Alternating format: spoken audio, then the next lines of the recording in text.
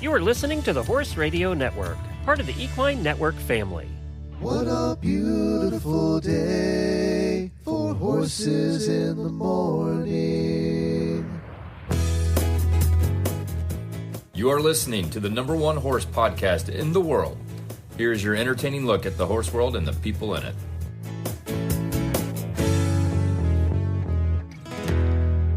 Well, good Wednesday morning, everybody. I am Glenn the Geek in Ocala, Florida. And I am Jamie Jennings, and I'm in Norman, Oklahoma, and you're listening to Horses in the Morning on the Horse Radio Network for Wednesday, June 25th, episode 3719, brought to you today by State Line Tack. Good morning, horse people. Ah, Wednesday, the day we cover Glenn's favorite topic, horse health. And Jamie makes you feel better about yourself with the latest weird news from around the world. Let's go! Happy Wednesday. That's Sorry, right. I wasn't here, by the way, on Monday. I couldn't get a flight. Fortunately, Ashley jumped in. I want to talk to you about that, though. So today we have Dr. Marsella is going to join us from the University of Florida to discuss yeast infections, which I don't think we've ever talked about on this show. We continue with our breeds of the alphabet with Joseph, who's talking about the Lusitano, and we have some weird news coming up. And then our Auditor post show, Joy from Retired Racehorse Radio. Our friend Joy is going to join us to talk kids, marriage, and whatever else comes up. So hang around for the post show if you're an auditor. Welcome back. We have an announcement to make here that Ashley and I talked about in the post show on Monday, but we can talk about here on the main show. And are you announcing something to me on the show now? No, I'm announcing something to everybody else on the show that you already know. Oh, I already know. Okay. We're happy to say that Jamie and I now have both signed contracts to continue the show past October. I know some of you were really worried that my contract was coming up and that the show would not continue, but we both signed our contracts, so we're going to be here for another year, whether you like it or not. So I just want to let everybody know that we're still going to be around. I know some of you, I got questions on a regular basis, so we're happy to announce that. Now, before we get into Daily Whinnies, and then we're going to talk about the movement over the weekend, I'm going to ask you one thing about the movement in particular. Okay. I forget when you were here last. Wednesday last week, maybe? You were here last? I was here Friday, too. I was in California. Oh, that's right. It was Friday, I think. We talked about imposter syndrome. You were having a serious case of imposter syndrome. Yes. I was kind of freaking out. Judging by your texts, you did all right. It went really well. I'm super happy. I mean, so you are qualified. You're not an imposter after all. Well, here's the thing is I had to start a horse. And when Monty starts horses, he's in a time crunch and he has 30 minutes and he's doing a demo and he's putting on all these people. Well, I don't start horses in 30 minutes. I don't have an audience. Like I can go as slow as I want. And so I was like, oh my God, he's going to be up there on the wall telling me what to do. And I'm going to be like, I would quit here, and I was really nervous that I wasn't going to get it done through the whole weekend. And Glenn, I had a rider on that horse at minute number 36. Oh, wow. It was amazing. It went so good. I had this little quarter horse who... You do know what the hell you're doing.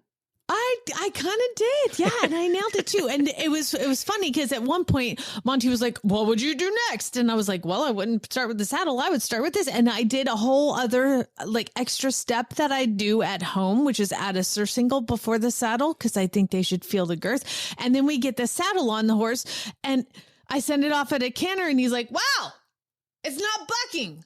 That's unusual. And I was like, no, it's not, because I didn't say that, of course, but like in my head, they if you do a good job, they always say you got the easy one. Yeah. And so exactly. I got the easy one, it was awesome. And it was really cool to be doing that in front of Monty and Pat and in front of Tad Coffin. Like I started a horse right, like in front of, he watched every demo I did and it went really, really well. The horse panel expert was the only time I really had kind of imposter syndrome because you can't really have emotion when you go in there with a 2-year-old quarter horse that basically, by the way, he had only been in the Gently Wild Horses course, which is 5 days. So that's all the handling she had was 5 days of being in the Gentling Wild Horses course because she was a feral 2-year-old raised on a mountain. So I was like, this is going to either go really good or it's going to go really, really bad. I'm so glad it went really good. It went really, really well, and it never bucked one time, Yay. and it was awesome. So I was really happy with how that went. I have to ask you, because every other year you have said that Monty has yelled at you at some point over the weekend. Did you get yelled at this time? I did not. Yay! We're improving. I know. I did not get yelled at. It's only taken you, one 10 years not to get yelled at? Well, he was up above, and he did call me out on what he thought was a mistake, but it wasn't a mistake. It's the way that we actually learn it. And he was telling me to do something different. And so I went to the girls afterwards, and I was like, why was he telling me to pick the foot up like that? She was like, oh, that's new. Don't worry about it.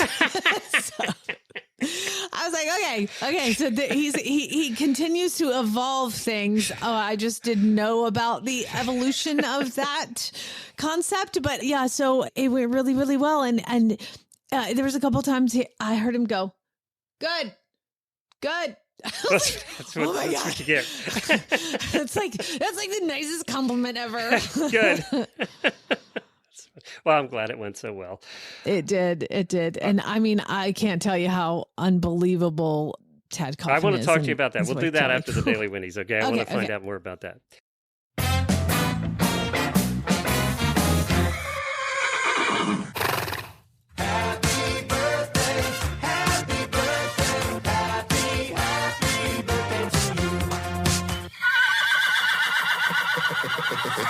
Happy birthday to Mina Walla-Murphy, one of our terrific auditors that's having a birthday today. And also a big congratulations to Katie on the birth of her cute little new foal. Did you see the pictures of her cute little foal that she posted in the auditor room? It's so cute. I did not. Oh, I'll go so check cute. it out. Yeah, you have to check it out.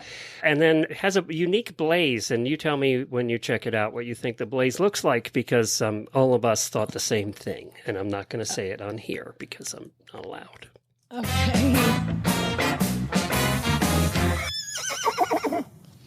All right. Well, my daily Winnie goes to, none other than the organizer extraordinaire, Debbie Laux. She is Monty's daughter and is just a host of Horsemanship Radio.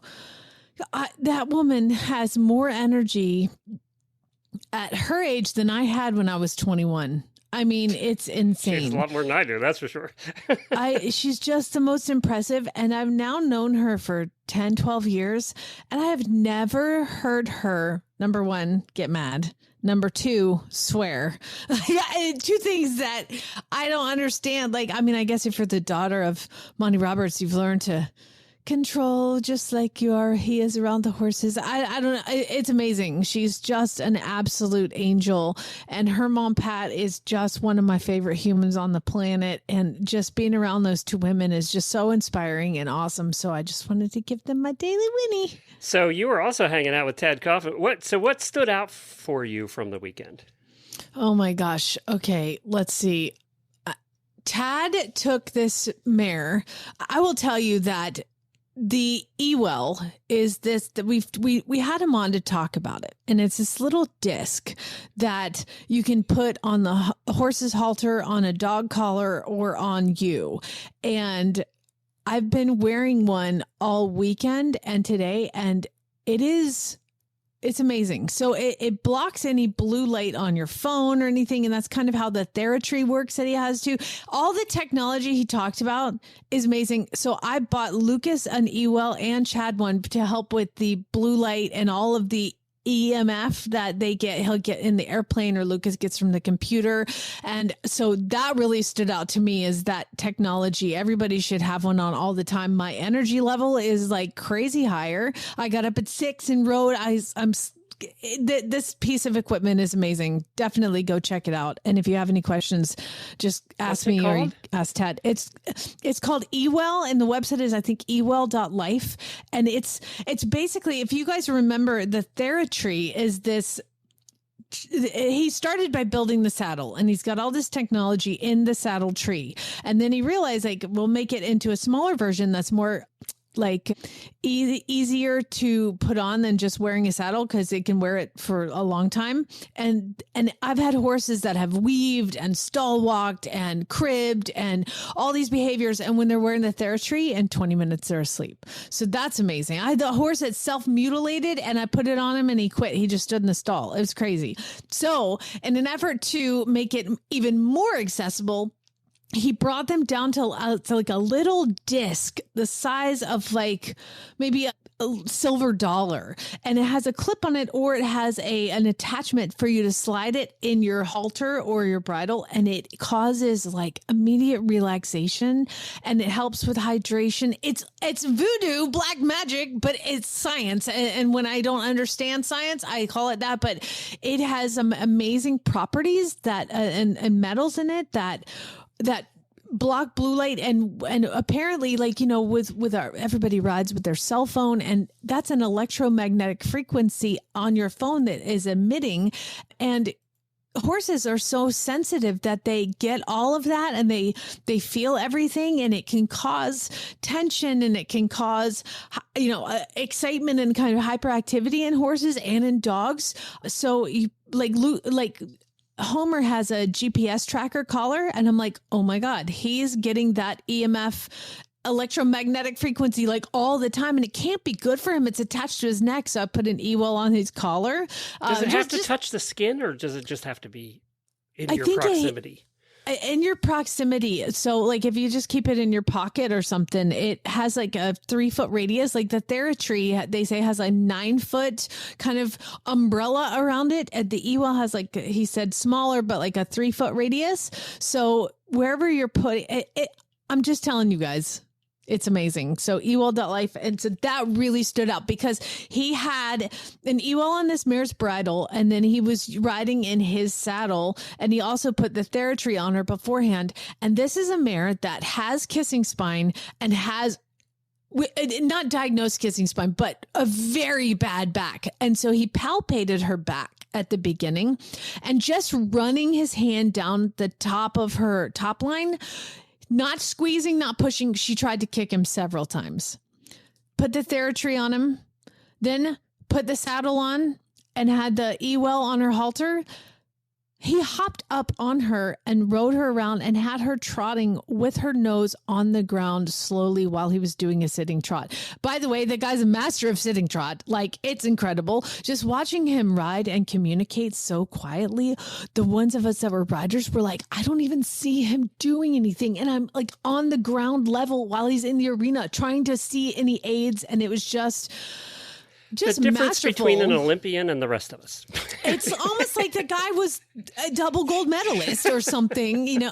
And that's the thing too, is like he's very meticulous and very scientific and very, very quiet around the horses and edgy. And I'm like, that's what it takes to be the first American to ever win the gold medal in eventing, you know, individual. So he's just such an impressive, meticulous, well-dressed, well-groomed, just he was everything I hoped he would be. He was everything I hoped he would be. And he didn't make me feel bad for being me. You know what I mean? Like sometimes you get around people like that and they're kind of judgy. He was not judgy at all. He was just super into everything. So I really loved his demo, and he rode this mare 3 days in a row, and she's not even been rideable up until this point. We've had her at the farm for a couple of years just because she has so many behaviors that are born clearly out of discomfort. So it was really impressive to see that. You know, we had the Jared concert on Friday night, which was a lot of fun. What, you know, and Monty coaching me through starting these horses, and I was so pleased with how it went.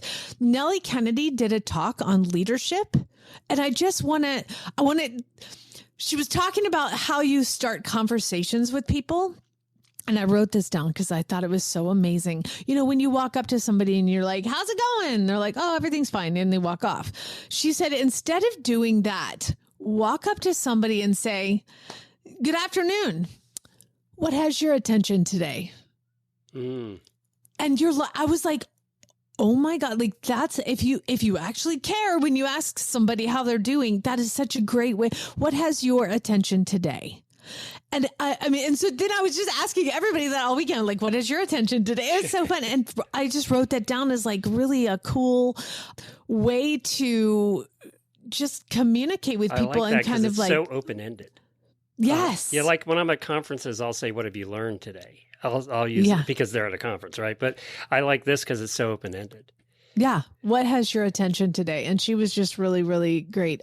The whole. By the way, let's just explain to everybody. She was marketing director at Google. So yeah, and Volkswagen. Yeah, she ran Volkswagen. So yeah. I mean, she's like a leader. I mean, she's an all-time superwoman and the nicest, most generous, kindest, most down-to-earth human you would ever want to be around. And oh, by the way, she's a badass. So it was really, really cool. Very good. It sounds like you had a great weekend, and you saw some listeners there too, I think. Yes, we had some listeners and it was really cool. Do you remember the last couple horses I trained? I started a horse named Cal at the same time as I had this 18-hand gray horse named Sterling. And they were the last horse that Barrett and I started together. The last two horses he and I trained together before he graduated. So just a couple months ago. And they came to the movement and it was so cool to see them and like, I don't know. It was just awesome to spend some time with them and have them see kind of what I did, you know, like in that kind of avenue. Does that make sense? Yeah. Yeah. So they were really cool. And Dr. Siemens was there and he did a veterinary talk as well. And anybody who doesn't remember, Dr. Siemens has been on the show a ton. And he's also, I did a little talk about him because Dr. Siemens is one that he has saved me from heartbreak a couple times. And by that, Cornerstone Equine is his vet practice. And I had a horse pre-purchased twice now in other states. And that vet okayed the x-rays and I sent them to him and he was like, come on. Yeah, come on. And so twice he has saved me from heartbreak with letting him look at x-rays. And he does do that like as a job. So if you ever need a second opinion, he was really, really great to talk to everybody. And then really cool, Kelly Coffin, Tad's wife, is like an amazing artist. And I know we've talked about her paintings and everything on the show. She did a live painting of a horse on Saturday night. They brought up a Skinny, one of the Mustangs, and she did a painting of him while we were just all standing there talking, and it was incredible. And then Pat took everybody around and showed all the art in her house, and it was really, really awesome. It was great. It was men and women all doing their thing and celebrating that, and the people that went were fantastic. I met some really great people, and the movement's just always a whole lot of fun. So it was great. So are you not going to have imposter syndrome next year? Can we just avoid that? You know, it's funny. Like I get nervous working around Monty, to be honest, because, you know, he's Monty.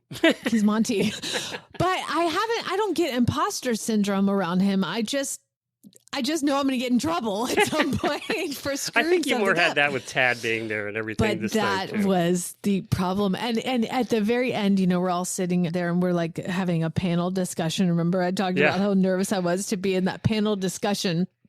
And it was more like a, hey, what has our attention this weekend kind of talk, you know, how did we feel about it? And I talked about him and I think he's getting used to my sense of humor because as we're going along, I just kind of mentioned, I'm like, Pat is amazing. I kind of talk about everybody. And then I was like, and he was sitting next to me, which was friggin' amazing. So he's sitting there and I was like, and by the way, for those who don't know, I had a poster of this man on my wall growing up. And he was like, that was a dartboard. Come on. Like, he just like totally cut up as stoically as he could. Like, and so I was like, okay, I got him.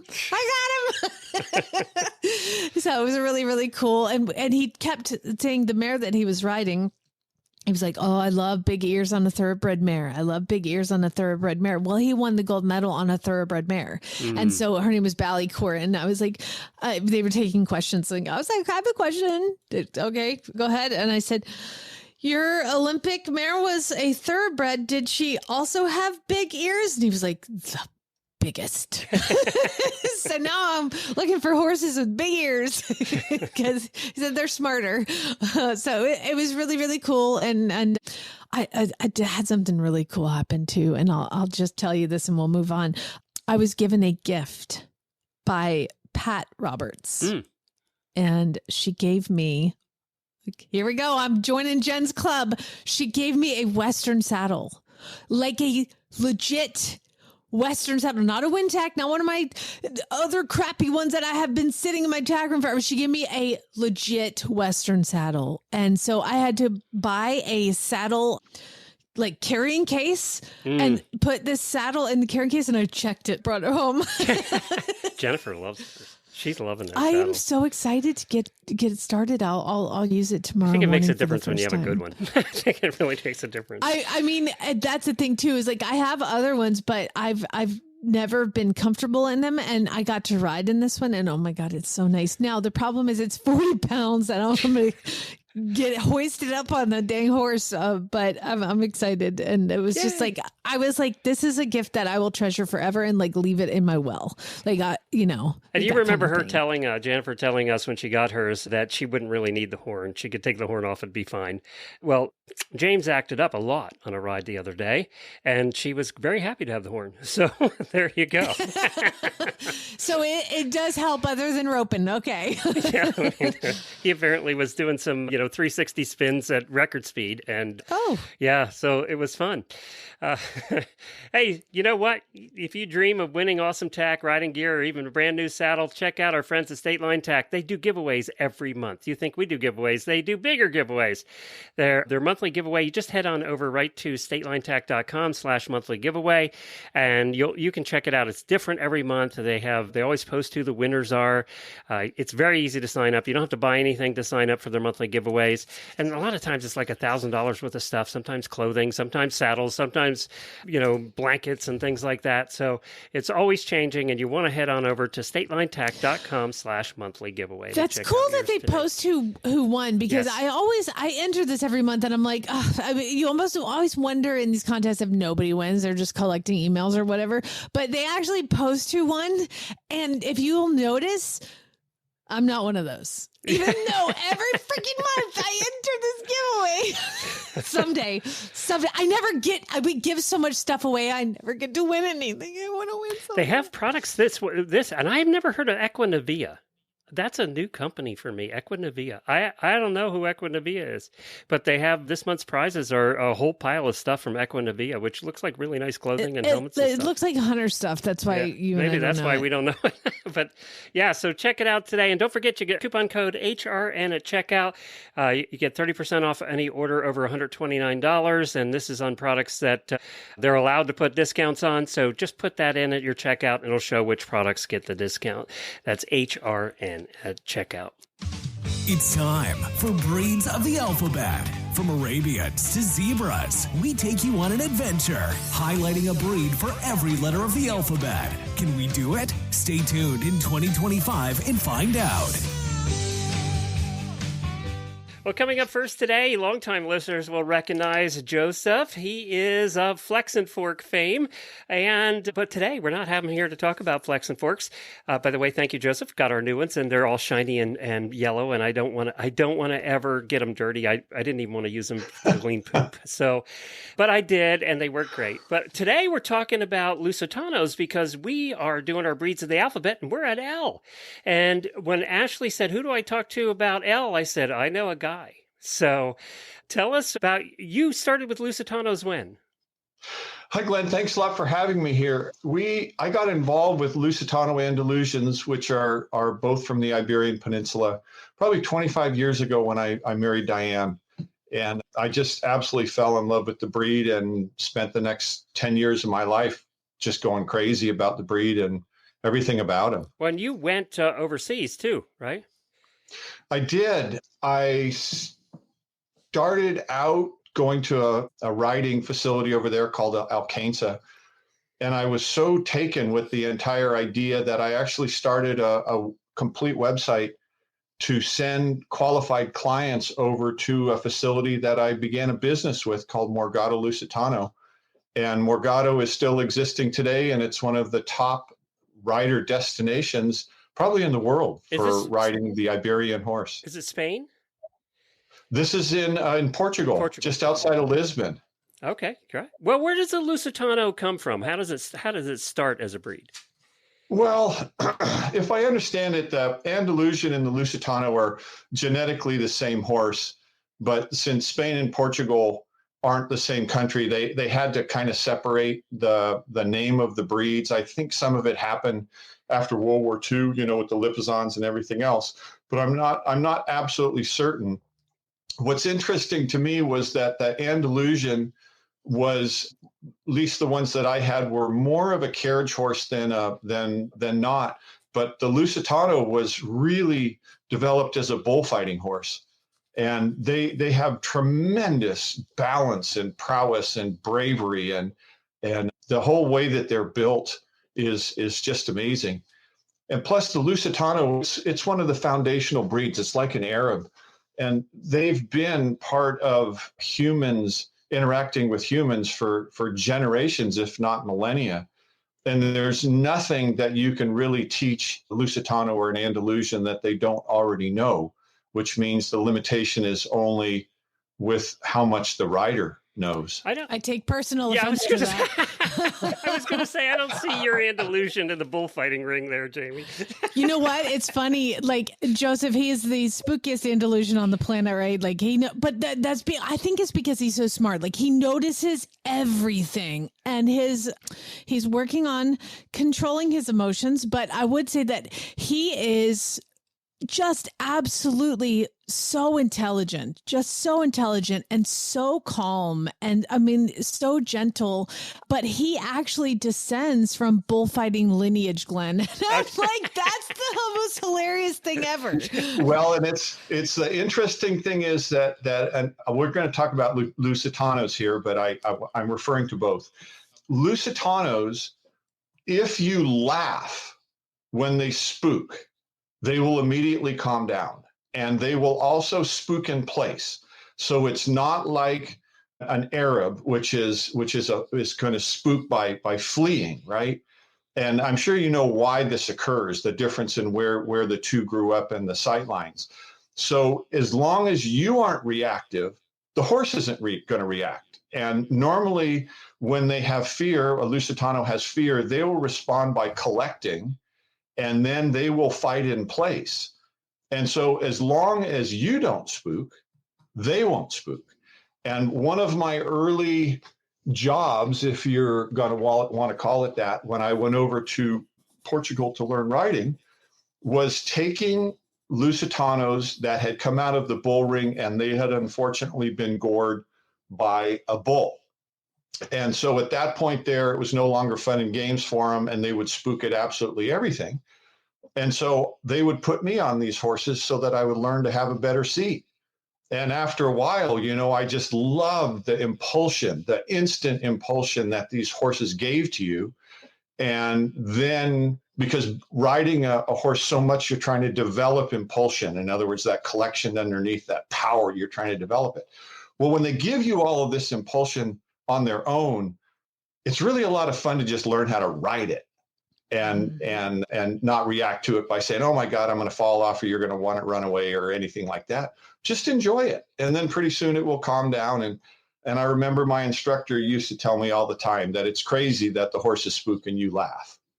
So I just wrote that down. So when Miles spooks, I just am supposed to laugh, and I will do that. And to be fair, like, yes, he's an Andalusian. We're talking about Lusitanos, but he does spook in place. Yeah, absolutely. And that's one of the best parts about it. So you don't have to worry about a runaway. You just have to worry about this tremendous energy and heat that will suddenly come out of the horse. And if you learn to direct that, you're going to find that then when you start asking for impulsion, you know how to do it. You know what it begins to feel like. Mm-hmm. And so just do some exercises that are going to introduce a bend or introduce some flexion, and the things that are going to make it so that the horse is going to listen to you. And then you just work that impulsion out, and then just continue on like nothing happened until you get to the same spot it spooked before. And of course, the bull is still riding there, but now you're prepared for it. I know that you said about driving. Do they train a lot of them to do both over there? Because I know that they're real big in driving. Yeah. Oh, they're tremendous driving horses. And once again, as long as you don't spook over something when they're driving, you're not going to have a runaway with an Andalusian or a Lusitano. You just have to take and direct all of that energy that they have all of a sudden. And so they're actually a pretty safe driving horse as far as they go, but they're not like an endurance horse or something that you're going to be able to work for a long time. They're a horse that will trot wonderfully. My late horse Conquest and I, some of our most enjoyable time was driving a carriage. Huh. You know, I got the wrong breed, Jamie. I got the Bolty Hackney. So Yeah.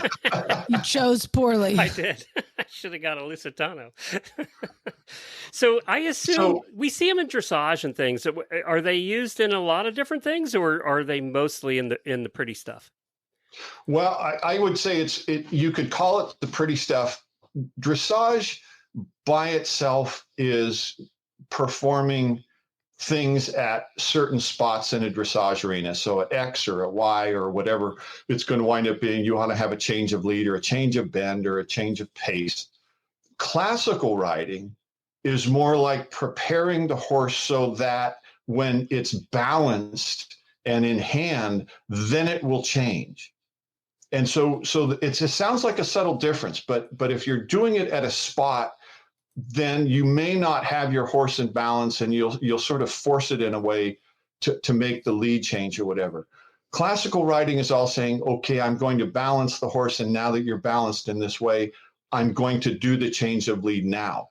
And so it's much more like a dance that you wouldn't want to take and push your dance partner in the back or do a changing of a step just because you got to a certain place on the dance floor. You want to do it in harmony. And Andalusians are much more aware of their balance and your balance. And so if you're just trying to go out and make a bunch of points and win dressage competitions, that's fine.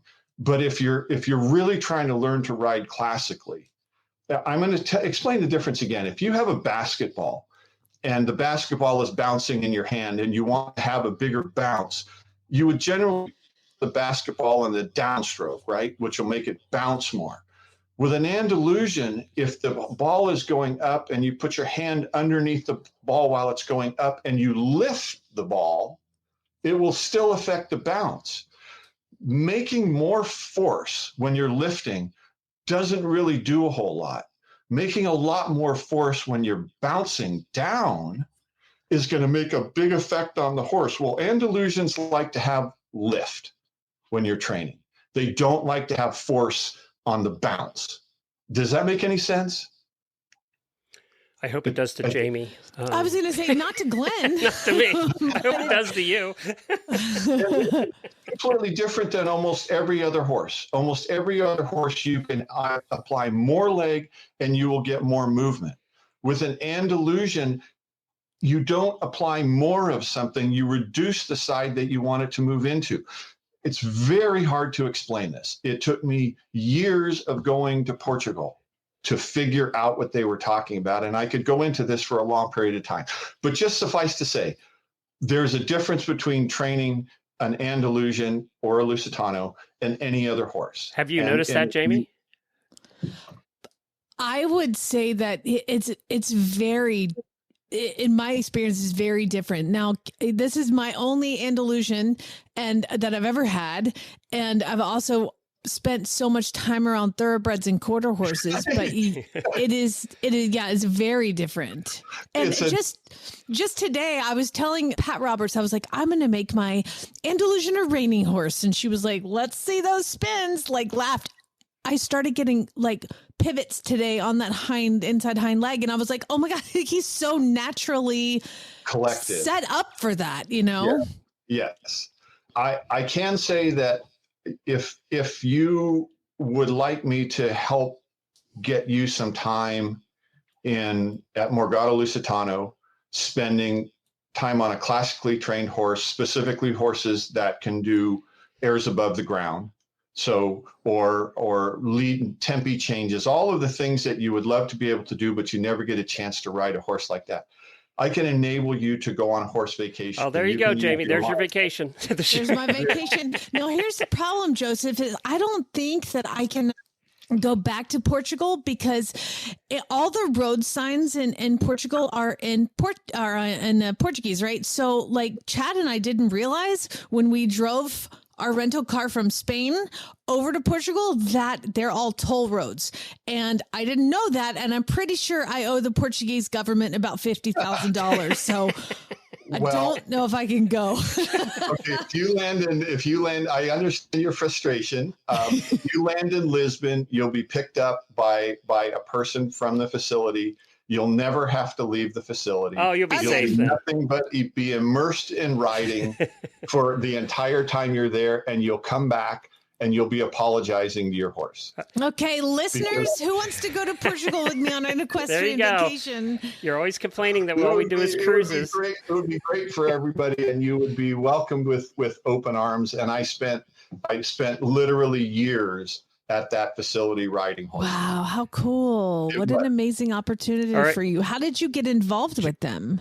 Well, I started the whole thing. Morgado Lusitano they had a different facility, and they were training horses just in general, but they were training horses to high school level, which is theirs above the ground is what the Lipizans do. And I hired an instructor that was working there to come to our ranch where we had Andalusians. And at the end of 2 weeks of time, he told me that I rode so badly, the only way I could learn was to come to work for him. And so like 2 months later, I grabbed a bag and I went over to Portugal, and I showed up at his door, and he's like, we were kidding, right? Oops. And so that was the beginning of it. And in the end, I had an incredible, I'm going to say probably a month there working and writing and so on. And I said to him that if you will allow me to find qualified people that have enough time in the saddle, that aren't going to get tired, that are going to be able to have some humility when they get on a different horse, I will send you qualified riders to this facility, and then you can introduce them to true classical riding. And that's how it started. And it became so successful over the next 3 or 4 years that they actually bought probably one of the finest horse facilities in all of Portugal, with all of the accommodations and the arenas and everything else. And now it's a full-on guest experience over there. It's absolutely extraordinary. So they took my little kernel, it was called Ride in Portugal. They took that little kernel and then they grew it into an unbelievable business. And that's what you would go visit there now. Hey, so Joseph, we need to wrap, but I want to ask you one question. We always ask this in the breed interviews. Who should consider owning a Lusitano? Who is the ideal owner of a Lusitano? If somebody's looking at getting different breeds, who is the person that should have this breed? Okay. It's not going to be somebody that wants a thoroughbred. It's not going to be somebody that wants a big horse. It's not going to be somebody that wants an Arab for speed or for dressage. It's going to be somebody that wants to establish a relationship with a sentient being, and that will take the time on a daily basis to go out and be with your horse. And that horse is going to respond in a way that you will have a hard time ever recovering from. So if you want a horse that is going to give you a relationship with a sentient being, with another animal that is going to touch your heart, you need an Andalusian in your life. A Lusitano. So it's like your horsey best friend. Yeah, and well, much, much more than that. The horse that when you want to go for a ride, it will want to see what's around every single corner. It will perform dressage for you in ways that are so light and so intuitive, and you'll get off of the horse and it will be grateful for the time you spent on its back. Well, thanks, Joseph. I appreciate you joining us today. It's always good to talk to you. Yes, it's been too long, Glenn. Thanks for inviting me on the show.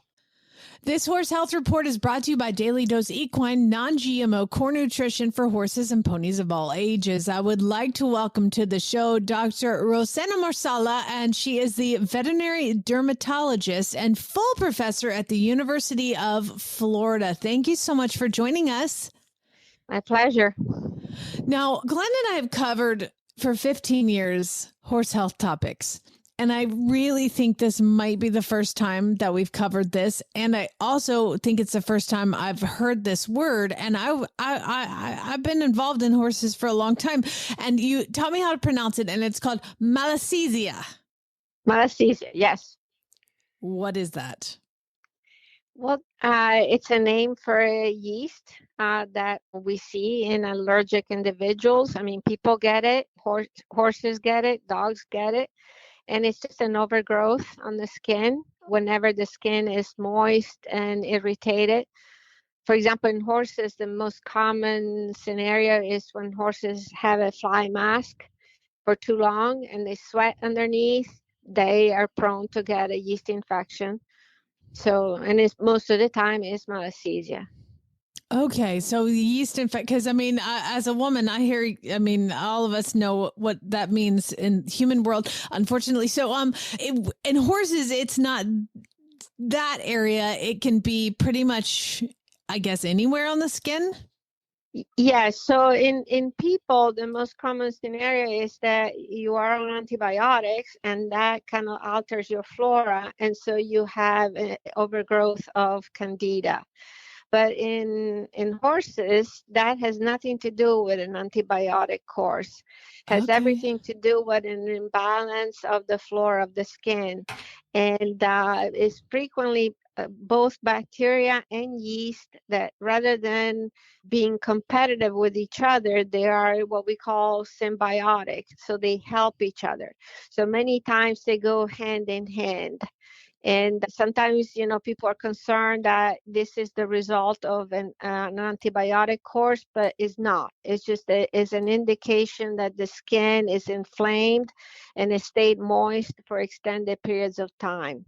So a lot of sweat, a common area is under the forelock, that they sweat a lot. And then if people forget about and it rains or they just simply sweat underneath, that's what they tend to get. And it's very itchy and it looks like little areas of loss of pigment. So the skin kind of loses its pigment and it can look like pink or just discolored. Yeah. So they might lose their hair. I was going to ask you next, what does it look like? So it looks like a pink area, or is there hair loss associated with it? Yes, many times there is hair loss and as well as itching. God, this is what my pony had, Dr. Marsella. A really bad case. It's getting better now, but over the last month, and all across the top line, between the legs and the back, ooze. It looks raw. It just looks raw. And it did lose his hair in those spots, but it was pink and looked raw and itchy as all get out. Poor boy. Yeah, so the inguinal area is another common area. So anywhere there is a fold or it's just simply stays moist, the skin needs to stay dry. So when there is a prolonged moisture, then these infections are very common. It is unusual to have yeast alone. Most of the times are in combination bacteria and yeast. And then it creates this snowball effect because the animal is itchy. So the more they traumatize their skin, the more they impair the skin barrier function. Therefore, it's easier for all these organisms to take over. And actually, if I am able to add this piece of information, secondary skin infections are the most common cause of treatment failure when people try to treat allergic horses. So like horses that, maybe used to respond, let's say, to steroids, and then they become completely unmanageable and very itchy, is typically because they have developed a secondary infection on top of their allergy. Oh, that sucks. Gosh, as a horse, that sucks. As a horse owner, it really sucks because you're trying everything you can. So what do you do? Yeah, what? Yes. So what are the options? So one is chlorhexidine. So chlorhexidine is in many different products, anything between 2 and 4% chlorhexidine, which people can order online. They don't need The a blue prescription. stuff. Yeah, so it basically will kill both the bacteria and the yeast. For animals that have become allergic to chlorhexidine, because sometimes that is the case, those are the ones that turn, very flaky after the bath, then an alternative, it would be a silver shampoo. There is a product, a silver honey shampoo, as well as an antifungal shampoo. So the classic would be Nizoral. Nizoral is a human product, but is available over the counter. It's ketoconazole shampoo, and people can mix their shampoos, if you have a mixed infection, and that is the best way to provide relief. Oh my gosh, just things to just freak you out every day. It was awful, Jamie. This particular thing with the pony was a 2 months of battle, with the vet out and the whole thing, and it was awful. And Jennifer did blame the bugs a bit. She thought that the bugs had something to do with it. Could that be true or not? Yes, and like I said, many horses have an underlying insect allergy, like no-see-ums or different types of bugs. So they start with that, and then they progress into an infection. And so the way to deal with this is, one, use a good repellent. And I could spend hours talking about that, but use a good repellent on a daily basis to minimize new bites, and then address the secondary infection. Now, sometimes people think it's only bacteria, so that they put the animal, for example, on TMS, right? The sulfonamide, and they don't get better, because they also have a yeast infection, right? So when you use an antibiotic, you're killing the bacteria, but you're not doing anything for the yeast. So that is something to keep in mind. Many times, these two types of infections go together. But yeast are the itchiest ones, so there's something specific about yeast that makes the type of itch unresponsive to steroids and particularly intense. It's not any fun either. As a human, I had Lyme disease early in the days of Lyme disease when they didn't know how to treat it at all. And I was on antibiotics off and on for a year, and yeast infections were the most common thing even with humans with that dosage of antibiotics over a long time. Oh, yeah. And you're not even a girl. So you mentioned good repellent, and you said you could talk forever about that. Can you please tell me what the magic fly spray is this year? I swear. Okay, so there is a lot of confusion, and unfortunately, there are not good laws to regulate what people can say on the label. So I see this all the time with horse owners are very frustrated because they think that they're doing everything possible.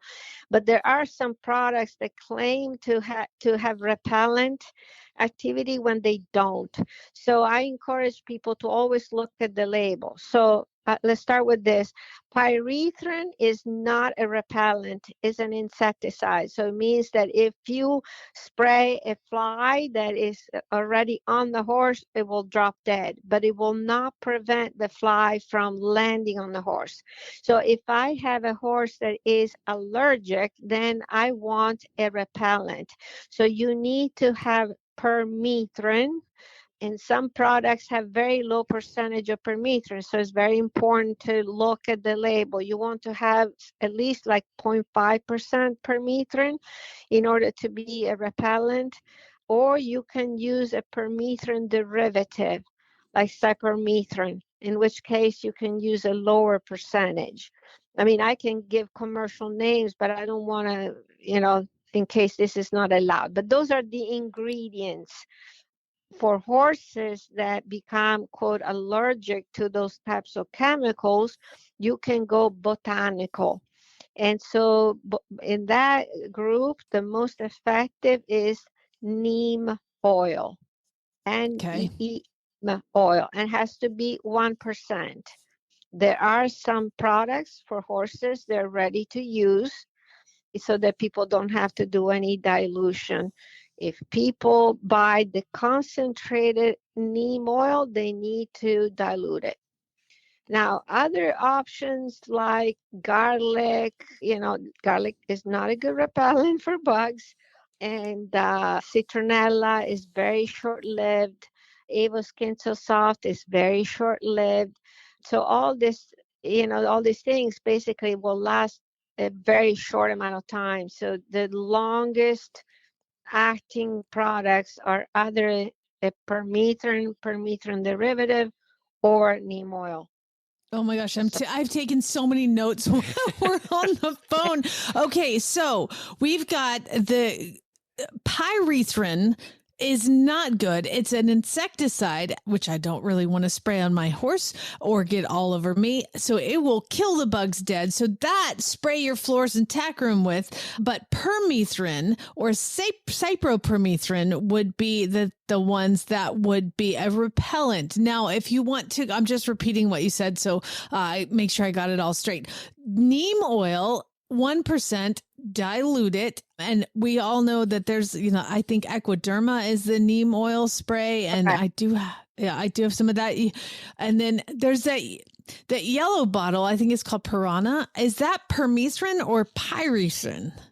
It's a combination, low percentage pyrethrin and permethrin. So most of these products also have some pyrethrin in it. So you cannot avoid not spraying your horse with it because they have the pyrethrin. But I encourage people to look at the label. So many of these products, when you actually look at the label, have a very low percentage. So they are okay for the average horse, but they're not okay for the no-see-um allergic horse. So the no-see-um allergic horse needs to see permethrin and a higher percentage of permethrin. There are some, for example, topical that you can apply on the poll area that have larger percentage of permethrin, like Equispot, for example. I was going to ask you if they work.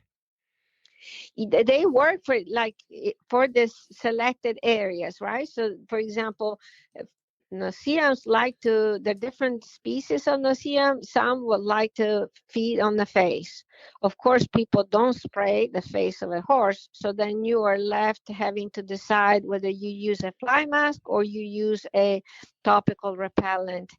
The fly mask, like I said, that if you are in an area that is hot and humid, and I speak out of experience, I am in Florida. So fly masks, when it's like 97 degrees, 99% humidity, is typically not a good idea. So you use the topical permethrin spot on the poll area. And then you spray the rest of the body. But because of the humidity and the sweating, these products need to be applied every day, or sometimes even twice a day, depending if you had a downpour in the afternoon and stuff like that. So it goes against what it says on the label of many of these products, where they quote say it kills and repels for up to 14 days. Yeah, that's all garbage. We all right. So I'm not sure where they did the study, but I can promise you that if you're in an area where the bugs are an issue, that is so not going to be true. So people need to basically be brave and apply generous amounts of these products on a daily basis on their horses. Okay, I have just found a super discovery. Okay, are you ready for this? So I love the Equiderma products, and my senior gelding, he's 33, and his belly, like the ventral midline of his belly, always is so itchy because of the bugs getting under there. So I learned that I have this Equiderma wound ointment, and I've always put on wounds, and it repels the flies. So now I just take this Equiderma wound ointment, and I just get a big thing, and I just go underneath his belly, right? I don't know. I didn't know why it worked. I just looked it up. It's made out of calendula and neem wound ointment. Oh my God, I know now. Yeah, so ventral midline dermatitis, which is what you're describing, is caused by fly bites. So that is a classic area, so putting a repellent in that area. So you were on the right track, maybe not even knowing why this was working, but yes, that's what you want to do. You want to make sure that there are some preferred feeding sites where you need a good amount of repellent to avoid an issue. I keep it in my I have a tiny little barn fridge, and I keep the wound ointment in the fridge. So when I scoop it out every morning, I put it on his belly, and he just loves it. I scratch it in there, and it's like his favorite thing in the world. And now I always thought I had some sort of magic trick that nobody knew about, and it just turns out it's just the neem oil in there, because I noticed it when you put that on wounds, the flies stay away, and it's better than SWAT and all that stuff too. And it's natural and it's great. Oh my God. Okay. Well, here you go. Here's a commercial for Equiderma. We didn't even mean to have it. Sorry. Well, but this is important, right? The wounds. I mean, if I may add one thing quickly. So any open area where the flies can land, it will lead potentially to summer sores, right? So so it's very important any area that is a wound to be covered or to use generous amount of repellents to avoid turning that little scratch into a chronic summer sore.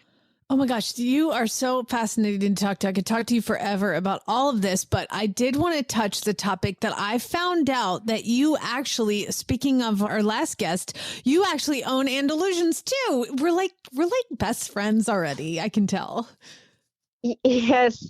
I mean, Andalusians have an addiction, right? So at least that's been my experience, yeah.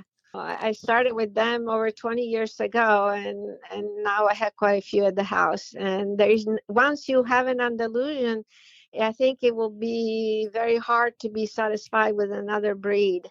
And I mean this with respect toward other breeds, but there is something very unique about the Andalusians.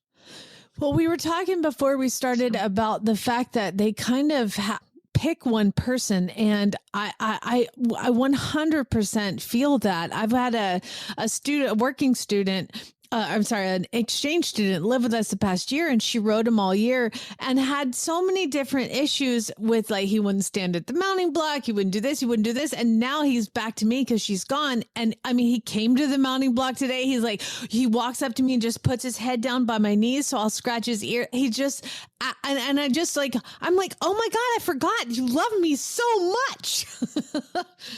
Yeah, once they bond, they will do anything for you, and that's how they are. They tend to have a preferential bond. They don't do well when they are passed around. They get their feelings hurt, so you have to be very sensitive and in tune with their emotions. And once you have that bond, you can absolutely do anything with them. So it's it's almost like a huge dog. So that's the way. Yeah. So here I'm going to ask you a personal question. How many do you have? I have 16 Andalusians. Oh my gosh. Yeah. Yes. That is an addiction. Yes. I just had a baby last month. So yeah, 16. And I promise it's my last baby. Yes. Sure. And yeah, we believe you. Well, this has been so fascinating, Dr. Marsella. If people have any questions, where can they go to maybe ask you whatever they want to know? I would encourage them to shoot me an email. My email is my last name, so Marsella @UFL, like University of Florida, .edu, like education. And I'll be happy to help. I mean, I am a vet. I'm an equine dermatologist, but I'm a horse owner, and I am always happy to help. So if they have... I have a lot of family in Gainesville, so I think I'm going to have to plan a visit to go visit my cousin or something. I don't know. And come over and see the 16 Andalusians. We'll go riding. They're high school trained. So, but I'll take you, on a state park, and you'll have the best ride, in an open space. Yes, that's the best kind of ride. Glenn, I'm going to need next week off. Okay. All right. Well, you'll be right near us. You can just come down to my house. She's only about half an hour away. So. Okay. Perfect. Thanks a bunch, Dr. Marsella. We appreciate it. Thank you. Have a good day. Daily Dose Equine offers a full line of handcrafted horse feeds to maximize the health and performance of horses and ponies of all ages. Each custom feed has been developed with whole grains and non-GMO ingredients to eliminate the risk of herbicide contamination. They are horse people, and they've seen firsthand the difference that superior nutrition can render in our equine partners. At Daily Dose Equine, they never forget that natural is better and simplicity is key. Learn more at dailydoseequine.com. That's dailydoseequine.com. And don't forget that the Daily Dose products are available at Tractor Supply and Chewy. Time to learn why some days you're embarrassed to be part of the human race. In Jamie's Weird News. That's right. It's the time of the week where I get to highlight some of the stranger news stories. And if you ever read in the news and wherever you get it and you see something that's weird, email it to me. weirdnews@horseradionetwork.com, because I will hopefully get to include it on the show. Now, a lot of people sent me the same one, and this is also 2 weeks worth, but here you go. Thank you to Christy, Shelley, Delia, Amanda, Jolynn, Paige, Glenn, Caitlin, Adrian, Carrie, Katie, Charlotte, Jenny, Debbie, Christina, Nicole, Melissa, Laureen, and Stephanie. Oh, my God. 2 weeks worth. I love it. I loved it. And I will include the one that most of you sent me because we're gonna wrap it up with a new one. Okay, but first we're going to start out in Fall River, Massachusetts. Oh, I've been there, Fall River. Have you? Yes, we lived in Massachusetts, and we've been through Fall River. Well, you could go back and you could adopt. Weren't we talking about this? They have a yellow and blue macaw for adoption at the Forever Paws Animal Shelter. His name is Hendrix, and he was surrendered. They said they don't know much about him, but the former owners had him for 20 years. And he said when he came to us, he was being fed a diet of human cereal, white bread, sunflower seeds, and animal crackers. Sounds good to me. So he's basically bald. He has some, I can see his picture. He has some feathers on his wings, but pretty much his torso and all the rest of him is bald. So here's what happens when you go to feed Hendrix. You give him a treat and he will take it from your hand and he will say, thank you. And then he'll go, and shut up, stupid.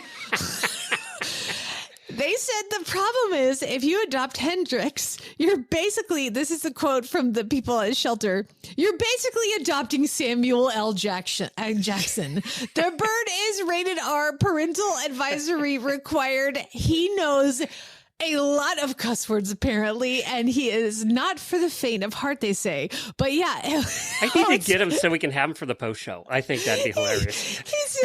He says thank you when you give him snacks, and we'll tell you to shut up, slut. She said we love him. He dances. Tells you a little about the owner, huh? Yeah, he's really fun, but he does have a potty mouth, and they want to let everybody know that they did not get the potty mouth from the people at the shelter. It's going to be hard to find him. No kids allowed in that home. Dude, they actually had record number of applications for him like the first week, so hopefully he'll get a home this weekend. Everybody thinks that's funny for about the first month, and then it's got to get old. My gosh. Well, it's funny. There was a World Wildlife Zoo in Oklahoma. In Arizona, and we walked through and there was like a section, basically all these birds had been surrendered. And there was a whole section you didn't want to walk children through. So it was like, Hendrix is not the first bird to learn potty words, apparently. That's funny.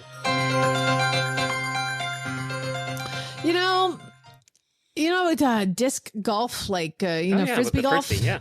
Yeah. So there's some guys that were playing Frisbee golf in South Carolina last month. This actually came from People magazine, people.com, because it was such an odd thing. They were playing disc golf and a shark fell out of the sky. You're like, What? How does a shark fall out of the sky? Well, it turns out the guy, after the thing started falling from the sky, they looked up and they saw a ocean bird with an osprey with the shark.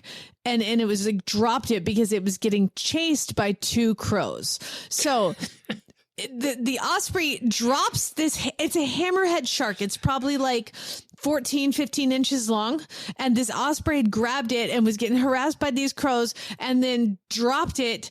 And the guys saw this and they were like, oh my God, that's a shark. What do we do with it? And so they pick it up, they take pictures with it. They're holding up this like gross dead shark. And so they were like, what do we do with it? Well, you know what? We'll just leave it right by the tree in case the osprey comes back and wants to pick it up. Well, that's fine. Something out of Hanna-Barbera. Well, that's fine until the next golfers came by. Oh, no. And they're like, why is there a shark on the golf course? So then they started picking it up and they started doing all these social media posts about it. And the guys in the previous disc golfers had to get in touch with them and be like, dude, it came from a bird. But they were all freaked out as why there was a shark in the middle of the course. So I just thought it was a funny and it's a hammerhead, like very clearly. You can go to Google shark falls from sky onto golf course, like there it is. That is it's one a tough frickin' bird, huh? Yeah. That bird and the macaw you were talking about need to get together. They're two tough birds right there. It's like, Yep. Two birds you don't want to mess with. please tell me we have another bird story after this. No, we will involve animals in the last one. But this one, we're just going to talk about, there was a crime was committed. This is in Charleston, South Carolina. Ooh, twice in South Carolina today. Congratulations. The 911 call came and it was a burglary call, a business that had been heavily damaged by an excavator. And apparently the excavator, it's like a big giant piece of equipment, was getting stolen. And it also, instead of, they just ran it through the fence and this giant excavator and took off. And so obviously the police swarmed the excavator and they had a police chase. They had drones following it. Here's the problem. It only goes 3 miles an hour. So there were blue lights and sirens. And they had the speakers, like, pull over, you're under arrest, pull over. And they had an hour and 12-minute police chase. How many cars at did he take 3 out with the excavator? miles an hour? None. He just kept driving. He just kept driving.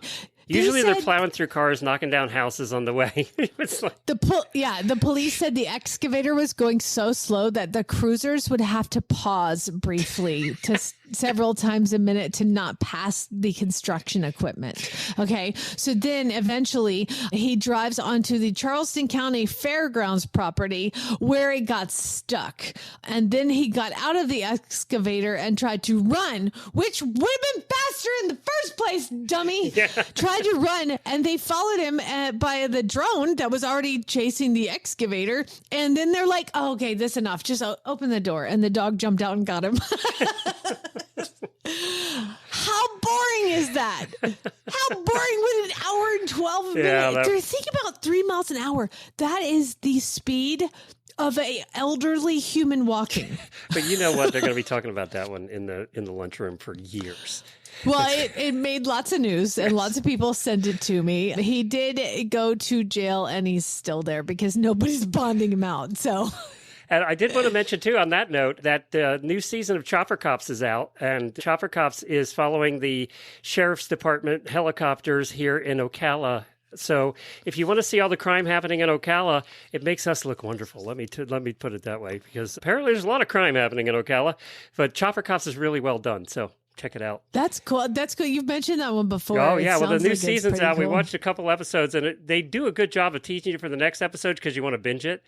So, and yeah, we have a lot of class acts here in Ocala, let me tell you. The whole Florida, just so you know, I did have... sorry. Go ahead. I did have a ton of stories that were Florida, but I had so many stories that I've actually saved some aside and kept those around. You know what's and been they're all hot Florida. here, and I haven't sent you these, but what's hot here is when the whole Iran thing was getting hot and heated, Iran threatened to attack the United States, and they specifically called out Florida as their first place they're going to attack. So there were all these memes and videos about, oh, you don't want to do that. You don't want to attack Florida first. You'll pay for that. So, yeah, don't do that. Don't do that. Don't go there. Florida's not the first place you want to attack because we're all armed here. So, yeah. And Florida men will take you out. They don't care. There's only one thing second to Florida men, and that's Kentucky men. And, or Texas. We're going to go to Murray, Kentucky right now because there's a Kentucky man known by the locals as Cowboy Cody. Oh, I saw this story. I think I might have seen it. I'm going to attempt. It's just fantastic journalism that I want to highlight. Okay, so according to the police, 40-year-old Jonathan Mason of Murray, Kentucky was arrested. He was arrested after he released a raccoon in a bar because they wouldn't serve him. So I keep reading this. I guess at some point, Cowboy Cody had gone to this bar and disturbed the peace. And he always would ride his mule up to the bar and caused a lot of problems. But unfortunately, after the time, you're banned from this bar. You can't come in. And they were like, he's like, I want to come in and get myself a drink, And they were like, no, you can't come in the bar. And apparently he had caught a raccoon earlier that day and was carrying it around with him in a cage, all day. And so then when they wouldn't let him in, he just opened the cage, threw the raccoon in, and closed the door. That was one pissed off raccoon. Well, mad raccoon pissed off, but probably pretty freaked out. But this is Kentucky for you. Okay. One of the people was like, all you got to do is catch it. No, not just open the door, whatever. Open the door, chase it out. It'll run. But what do? They tried to catch it. So one person grabs the raccoon by the tail, which of course in turns turn around and bites the bejesus out of the person that was trying to catch them by the tail. The bartender says it was more scared than anything. Now, the person who grabbed it by the tail now has to go to the hospital for rabies shots. And you would think they'd want to keep the raccoon so they could see if it had rabies. Nope. They opened the door after the person caught it and let it out, and it ran off into the woods, as you would think. Now, the bartender is quoted several times because I guess she is an attractive, woman bartender. And she was the one who was sent outside initially before the release of the raccoon to deal with him. And I guess this is her quote. He said to me, oh, I see how it is. They sent a pretty face out here to distract me. I just want to come back in, get myself a drink. And then she says, the raccoon's more scared than anything. And I'm no city slicker. I'm a Kentucky girl. So I had no problem catching him, though. Speaking of the raccoon. Oh, the reason that Cowboy Cody had been kicked out of the bar. This is a very long article, and I'm trying to just give you the highlights. But I thought it was worth mentioning that the reason he had been kicked out of the bar last time was because he walked into the bar and did a demo on cracking a bullwhip. As you do. Well, he is Cowboy Cody. I mean, yeah. It's Cowboy Cody. Now, it turns out he has been arrested. You're going to be shocked. Several other Big times. surprise. And the bartender did say, the more Mason becomes intoxicated, the worse his treatment of the animals becomes, because then what he does is he rides his donkeys on up to the bar, and they look real skinny. So we've called the sheriff's department, and he's been apparently in trouble for. You can picture anyway. this guy's place too, can't you? Oh yeah. And guess what? You also can picture this guy because he is exactly what I'm what you picturing think. now. Yes. And by the way, you can find him. All you have to do is Google man releases raccoon in a bar, and there's his mugshot. Or just Cowboy shiny, Cody. and he's smiling in the mugshot. Why wouldn't he be? But I just love the headline: Mule riding Kentucky man accused of unleashing raccoon in a bar after being turned away. Why did I never have that when I lived in Kentucky? I never saw that good stuff when I lived there. Well, because you were in Lexington, not yeah, Murray County, true. okay? That's Which, true. by the way, I almost went to college in Murray, Kentucky. So What college is there? Is it Murray? Murray State is what Oh. it's called. And it's funny, they had the ACT requirement was 18. I don't know anything about ACTs or anything, but like I got like way more points than at 18, and all they required was an 18, and then they wanted to give me like a scholarship because I was, and it turns out 18 is like the lowest number any college will accept. They're like, we got a smart one, y'all. Nobody else Apparently- goes to Murray. No, well, I guess it's a great school. No offense to anybody listening who goes to Murray State. I really wanted to go there, but I just couldn't afford it. So anyway, no big deal. But yeah, this is Murray, I Kentucky. bet I you almost went Cowboy to college Cody there. never went there. I don't think Cowboy Cody graduated from Murray State. No, they're not. What I read too, I read the article about that. What I read too is everybody in town knows this guy because everybody in town knows this guy. You can't miss him. Well, his name is Jonathan Mason. How they get the name Cody? I don't That's what know. I want to know. I don't know. Oof. I don't know. Yeah, His everybody poor knows animals, him. though. God, I hope hope they find a home for his animals. I know they have actually. He's been in trouble for animal care and neglect. Big surprise and there so- too. yeah.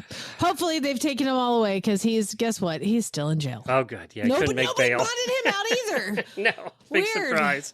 Big surprise there. Well, if people want to send weird news to you, how do they do it?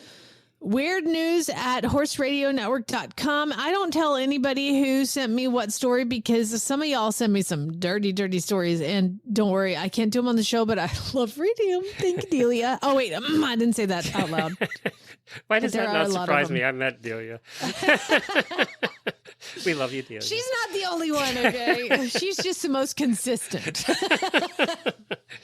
That just makes her a lot of fun. It makes her a I lot of know. She's super fun. Well, hang on. Speaking of fun, Joy from Retired Racehorse Radio is joining us, and she has some exciting announcements. She had a hell of a weekend last weekend. She's going to join us to tell about that in the post show, so auditors, hang on for that. Thank you, everybody, for joining us. We'll be back here on Friday with some really bad ads. Get your really bad ads in to Jennifer at horseradionetwork.com. And I don't know, we might be giving away prizes this week or next week. I don't remember which it is, but we have prizes, so send your ads in. See All y'all. right, spay, neuter, and geld.